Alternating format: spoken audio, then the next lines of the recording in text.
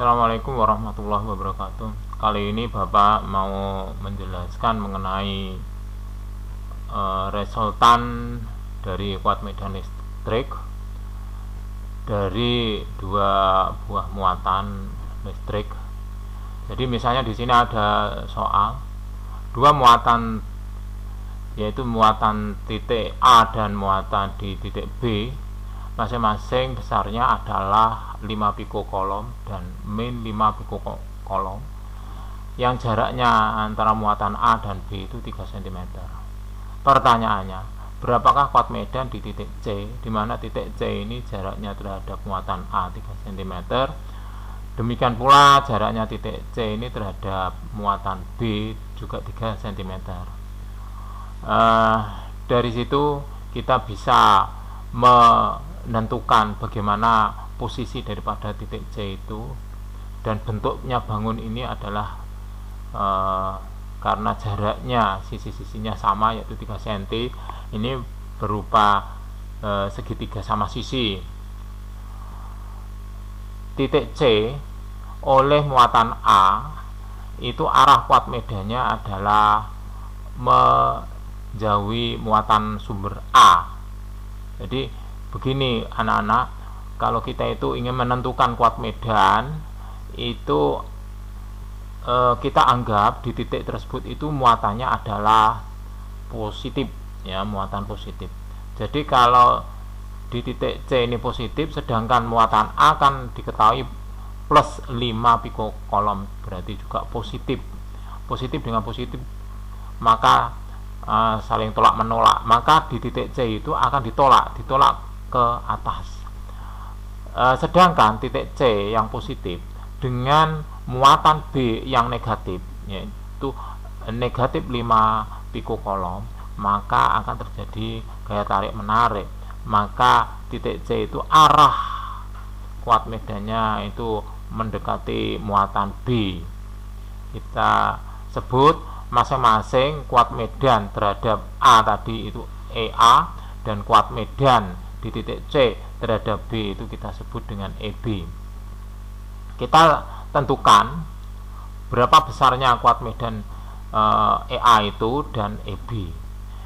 Kuat medan rumusnya adalah K QA per R kuadrat, ini untuk EA. Sedangkan EB, kuat medan di B itu adalah K QB per R kuadrat. EA sama dengan K.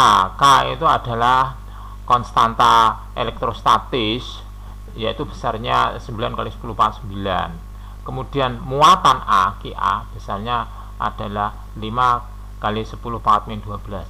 Jadi tadi pikokulom kita rubah menjadi kolom, itu harus dikalikan 10 pangkat min 12. 5 pikokulom sama dengan 5 kali 10 pangkat min 12 kolom.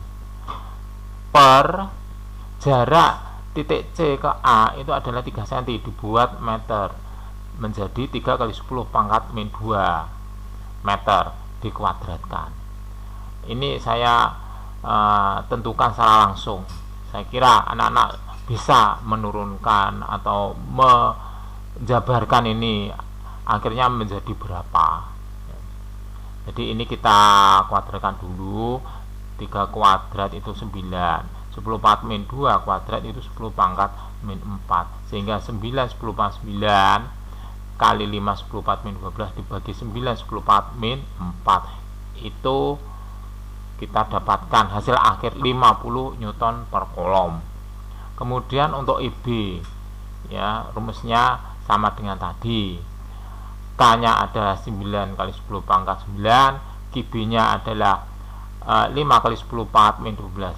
Jadi di sini tanda negatif, ya, itu nggak perlu kita masukkan, ya, nggak perlu kita masukkan. Jadi kita ambil positifnya, kemudian dibagi 3 kali 10 pangkat min 2 kuadrat. Jadi ini sama dengan yang atas tadi. Jadi dipastikan hasilnya sama dengan 50 Newton per kolom. Jadi EA dan EB itu hasilnya sama, besarnya sama. Cuman ini arahnya untuk EA ke atas, yang EB itu ke bawah. Kemudian kita cari resultannya, ya, kita cari resultannya.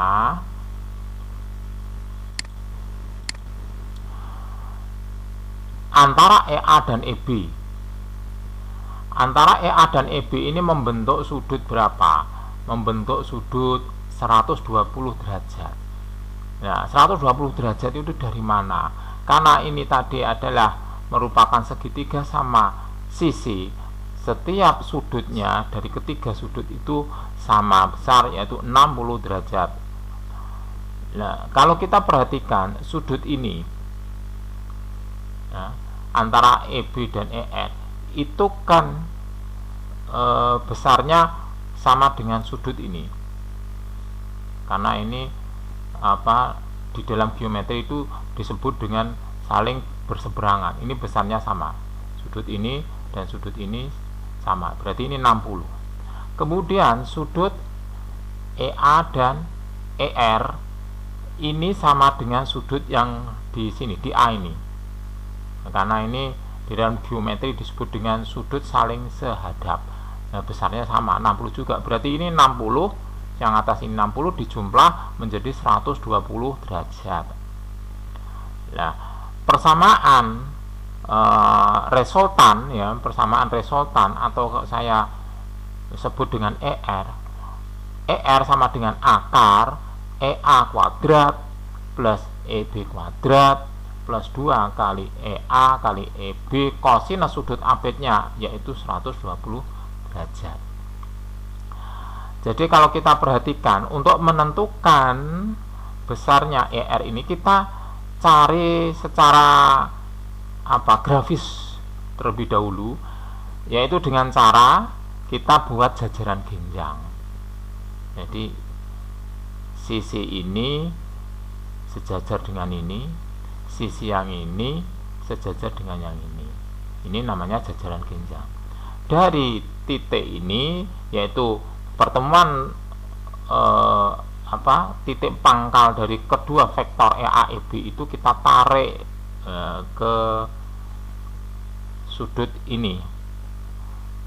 Jadi ini merupakan diagonalnya, Nah, itulah merupakan arah daripada resultan daripada kuat medan antara EA dan EB itu, ya.